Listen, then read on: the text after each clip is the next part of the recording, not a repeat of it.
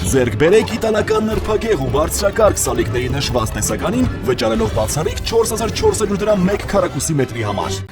Շնորհակալություն մեծարգո ազգային ժողովի փոխնախագահ։ Պարոն Ղազարյան, ես հարցը չհասցրեցի ուղղակի գրանցվել եւ նաեւ առիթ օգտագործելով ուզում եմ այս թեմային անպայման անդրադառնալ։ Բազմաթիվ Հայաստանի Հանրապետության քաղաքացիներ կան, նախկին պաշտոնյաներ, որոնք փախած են, ուրեմն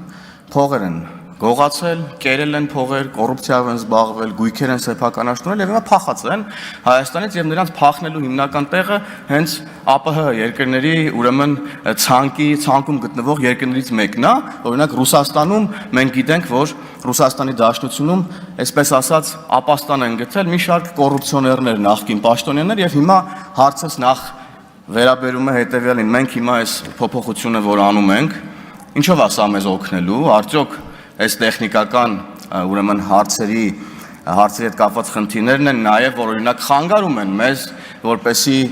Ռուսաստանի Դաշնության մեր սիրելի գործընկերները հանձնեն Հայաստանից փողեր գողացած այդ կոռուպցիոներներին, թե ուրիշ խնդիրներ կան։ Ես նաև այս կոնտեքստում ուղղակի ձեզ կխնդրեմ որպես փոխնախարար նաև ներկայացնել, թե ինչ գործընթաց է այս հիմա տեղի ունենում, ինչ զարգացումներ ունենք այս իմաստով եւ ինչպիսին է համագործակցությունը ներքին գործերի նախարարության եւ այդ երկրների համապատասխան կառույցների հետ։ Շնորհակալություն։ Շնորհակալություն, մտքերի փոխանակությունը ավարտվեց։ Եզրափակիչ ելույթի կարիք տեսնում եք, պարոն Խաչատրյան։ Պարոն Ղազարյան, համեցեք։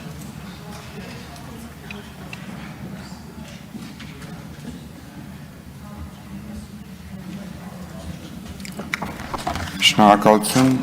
հնարավորությունը օգտագործեմ պարոն Հովհաննիսյանի հարցին պատասխանելու համար։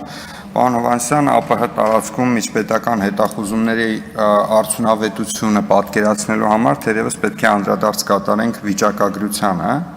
2025 թվականի փետրվարի 28-ի դրությամբ առնվազն ձեռքի տակ եղած տվյալներով ԱՊՀ հետախուզում ընդհանուր առմամբ հայտարարված է բոլոր պետությունների կողմից 160,000-ից ավել անձի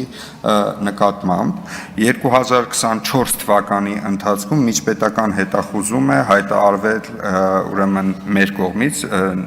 ներքին գործերի նախարարության կողմից 1200-ից ավելի անձի նկատմամբ, համապատասխան տվյալները 2023 թվականին 867, 2022 թվականին 1400-ից ավելի։ Միաժամանակ նաև մենք ինտենսիվ համագործակցություն ունենք ԱՊՀ անդամ պետությունների հետ մեր տարածքում հայտնաբերված հետախուզվողների փոխանցման հետ կապված եւ նշեմ, որ ընդհանուր առմամբ 2022-ից 2024 թվականի ընթացքում ներքին գործերի նախարարության ոստիկանության կողմից հայտնաբերվել են 700-ից ավելի անձինք եւ փոխանցվել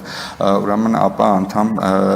պետությունների մեր գործընկերներին։ Ըստ այդ մնացած հարցերը կարծում եմ անհրաժեշտ է դիտարկել յուրաքանչյուրը, այսպես ասած, case by case տրամաբանությամբ։ Սա ընդհանուր պատկերը ներկայացնելու համար մեր համագործակցությունը այս ամենը իրականացում է ներկայումս փաստաթղթային շրջանառության միջոցով, արձանագրությունը հնարավորություն է տալու նաև էլեկտրոնային փաստաթղթաշրջանառություն ավելացնել այս գործընթացին։ Շնորհակալություն։